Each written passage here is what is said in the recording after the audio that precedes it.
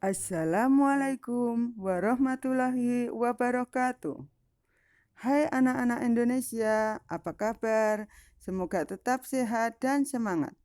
Jumpa lagi dengan Bu Catur di video pembelajaran tematik kelas 2 sekolah dasar. Kali ini kita sampai di pembelajaran keempat. Tema 1 hidup rukun, subtema 3 hidup rukun di sekolah. Tonton video ini sampai selesai ya. Yang belum subscribe, silahkan subscribe.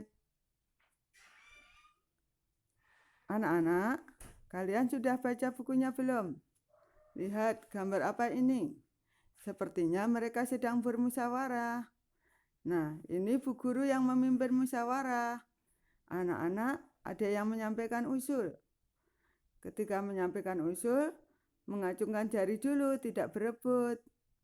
Nah, ketika menjadi pemimpin, memimpin musyawarah, harus bisa mengumpulkan pendapat, menanyakan pendapat para peserta, meminta pendapat para peserta, itu menggunakan kalimat tanya. Contohnya, siapa yang mau menjadi peserta?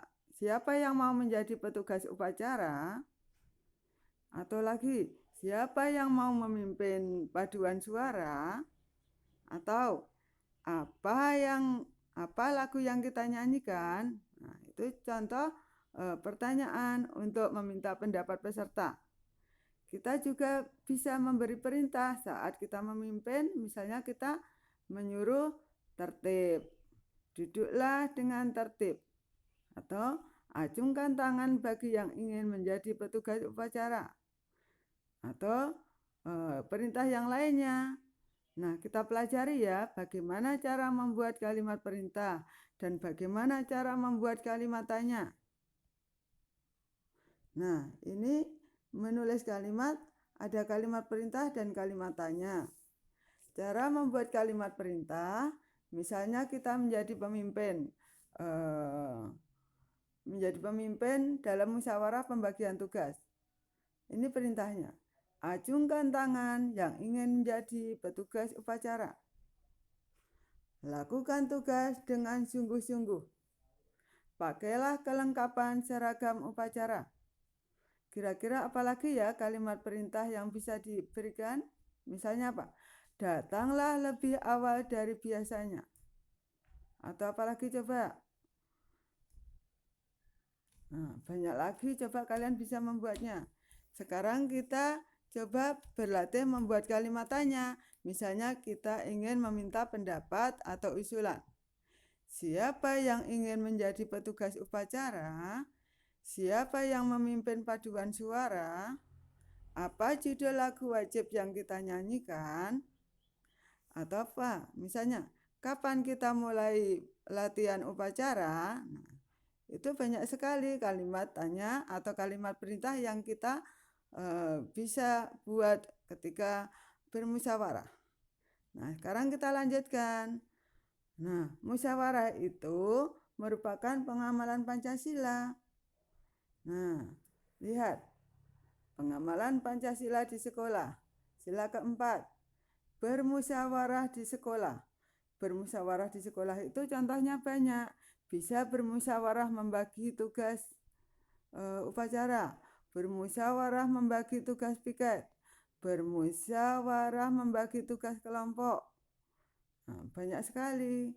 Atau misalnya ada musyawarah guru, musyawarah orang tua murid. Nah, dalam musyawarah kita juga harus mengamalkan nilai-nilai sila keempat, yaitu nilai kerakyatan, yaitu apa? Menghargai pendapat teman, tidak memaksakan kehendak, ya. Misalnya, pokoknya harus ikut saya, tidak boleh gitu. Tidak boleh memaksakan kehendak kepada teman.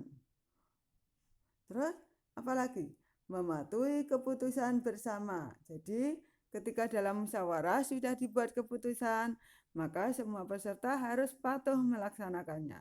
Itu contoh pengamalan sila keempat di sekolah. Nah, sekarang bagaimana dengan pengamalan sila kelima?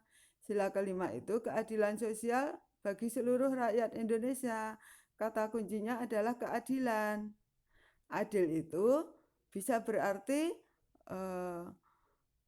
tidak berbuat aniaya, tidak merugikan. Bisa juga berarti apa? Seimbang, sama rata.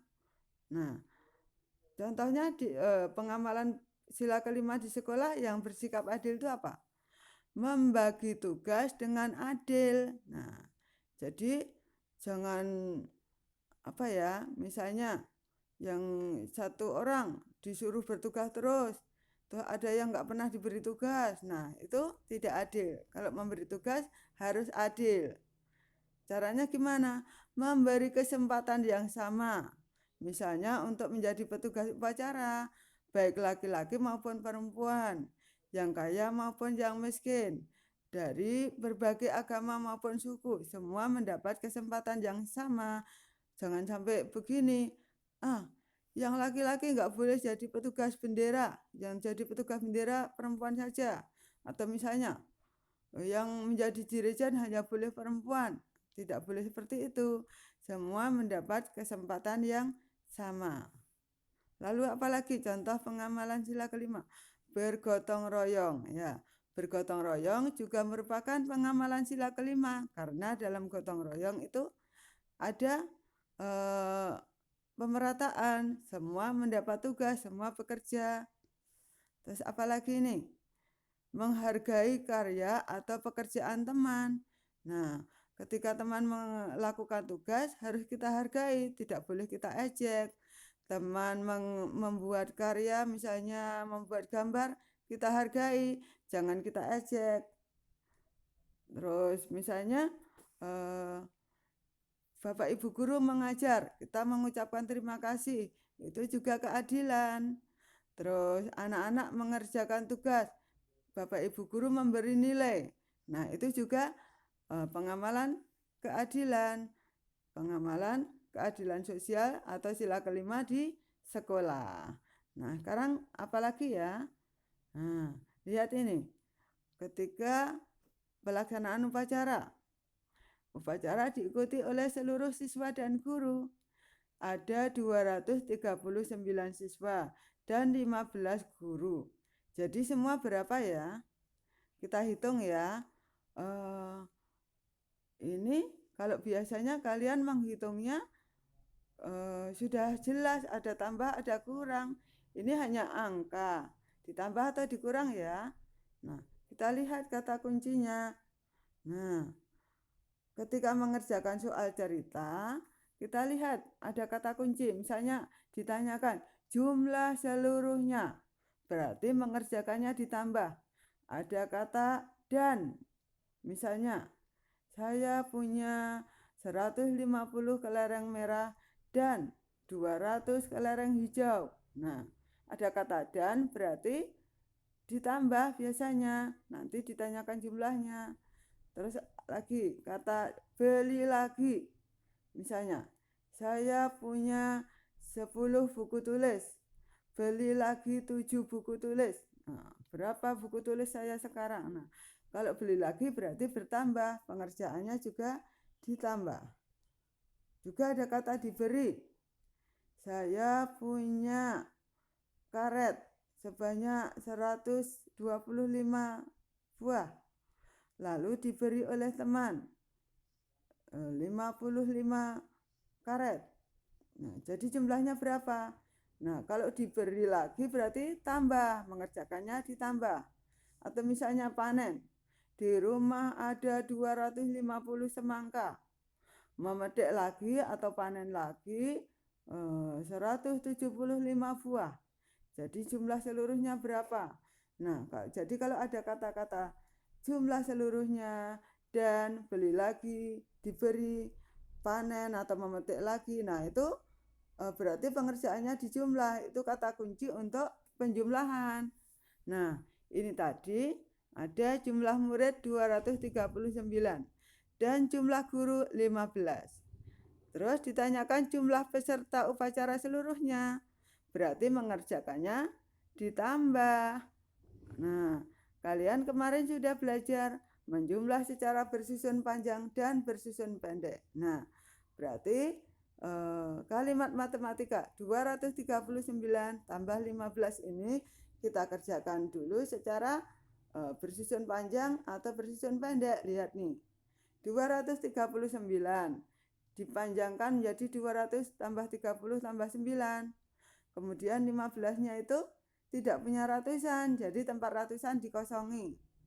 Terus satunya bernilai 10, 5-nya bernilai 5. Sekarang kita jumlah dari satuannya. 9 tambah 5 itu 14. 30 tambah 10 itu 40.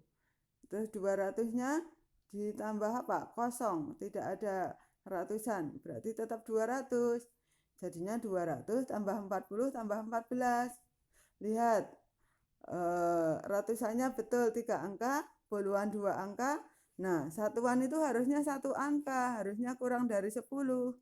Kalau 10 lebih harus kita pisah menjadi 10 tambah sisa satuannya. 14 itu kita pisah menjadi 10 tambah 4. Nah, jadinya 200 tambah 40 tambah 10 tambah 4. Nah, sekarang yang 40 dengan 10 itu sama-sama puluhan, jadikan 1 jadi 50. Maka kita ringkas menjadi 200 tambah 50 tambah 4. Jumlahnya ratusan 2, puluhan 5, satuan 4, dibaca 254. Sekarang lihat yang cara bersusun pendek. Langsung satuannya dulu ya. Menulisnya juga harus lurus. Satuan dengan satuan, puluhan dengan puluhan. Nah, ratusan dengan ratusan. Kalau tidak ada ratusan dikosongi saja.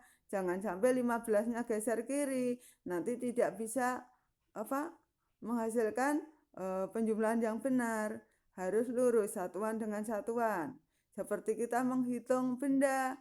Yang dalam piring, hitungan piring sama-sama piring. Hitungan keranjang sama-sama keranjang. Yang hitungan satuan atau pretelan, butiran satu-satu, ya sama-sama satuan. Kita jumlah ya. 9 tambah 5 itu 14. Tempat satuan kita tulis satuannya saja 4. Nah, puluhannya 1 kita simpan di depannya, di tempat puluhan. Jadinya di tempat puluhan ada simpanan 1 tambah 3 tambah 1. Hasilnya 5. Jadi puluhannya 5, bernilai 50. Kemudian ratusannya 2 tambah kosong, tidak ada apa-apa. Nah, 2 tambah kosong hasilnya 2. 254 itu dibaca 254. Jadi, nah ini kalimat jawabannya. Jadi jumlah peserta upacara seluruhnya ada 254. Nah, kalian tentu bisa mengerjakan tugas-tugas latihan, mengerjakan soal cerita yang ada di buku. Atau kalian juga bisa membuat cerita, soal cerita sehari-hari yang menggunakan penjumlahan. Atau kalian minta dibuatkan soal sama kakak atau ibu atau ayah. Kita lanjutkan ya. Nah, ini kita sekarang membuat gambar. Nah, kemarin sudah dijelaskan setelah menyiapkan alat-alat, buku gambar, pensil, penghapus, pewarna. Nah, kita buat dulu sketsa. Sketsa itu rancangan gambar atau rancangan gambar atau gambar kasar yang belum jadi. Kita menggunakan pensil supaya bisa dihapus dengan mudah, diperbaiki. Nah, kalau sudah yakin, sudah mantap, kita beri warna sesuai kesukaan. Misalnya bunganya mau warna ungu, biru, atau merah. Daunnya mau warna hijau atau apa. Nah, potnya juga bisa kita beri warna. Kemudian background atau latar. Nah, latarnya juga kita beri warna yang sesuai. Nah, anak-anak, kalian sudah belajar apa tadi? Kalian tadi sudah belajar membuat kalimat perintah dan kalimat tanya. Kalian juga sudah membuat sudah belajar pengamalan Pancasila di sekolah, yaitu pengamalan sila keempat dan kelima. Terus tadi belajar mengerjakan soal cerita yang menggunakan pengerjaan penjumlahan. Nah, tadi ada kata kunci untuk penjumlahan, misalnya apa? dan diberi lagi, beli lagi, atau panen lagi, memetik lagi, atau ditanyakan jumlah seluruhnya. Nah, itu kita menggunakan penjumlahan, kita tambah. Nah, ini sketsa gambar dan gambar jadi. Kalian berlatih ya menggambar ya. Nah, terima kasih telah menonton video ini. Sampai jumpa di video berikutnya. Yang belum subscribe silahkan subscribe. Wassalamualaikum warahmatullahi wabarakatuh.